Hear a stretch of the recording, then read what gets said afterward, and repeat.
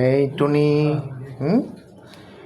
এই যে এই বিড়ালটার নাম হচ্ছে টুনি। হ্যাঁ, ওর আজকে ভ্যাকসিনেশন হয়ে গেল, কিন্তু ওকে ভিডিওতে দেখা যাচ্ছে কি না, হ্যাঁ বোঝা যাচ্ছে তো। ও হচ্ছে ডর্ফ ক্যাট। হ্যাঁ, ডর্ফ ক্যাট মানে বামন বিড়াল বাংলায় যদি বলি। ওকে ভিডিওতেও দেখা যাচ্ছে, দেখেন এই যে এখানে কার্ভড, এখানে কার্ভড। হ্যাঁ, এবং ওর গ্রোথটা অনেক কম, মানে ওর গ্রোথটা বয়স অনুযায়ী অনেক কম। ও প্রায় অ্যাডাল্ট হয়ে যাওয়ার মতো।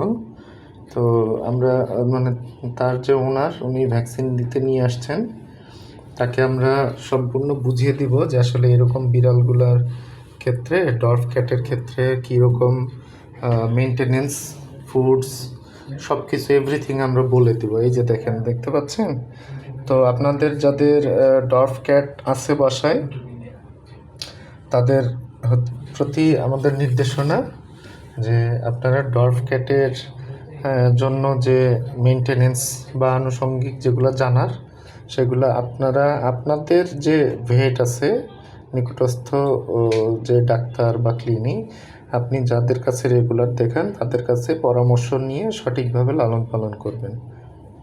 আর টুনির জন্য দোয়া করবেন। আজকে টুনি ভ্যাকসিনেটেড।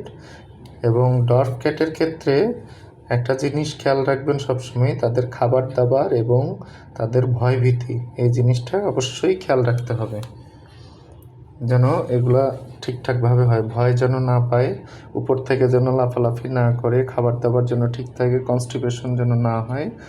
হ্যাঁ, তো এটাই ছিল আমাদের আপনাদেরকে জানানোর। হ্যাঁ, এই যে ও কিন্তু ফুসফাস করছে, এই যে এইদিকে দেখো দেখো, এই যে এটা টুনি।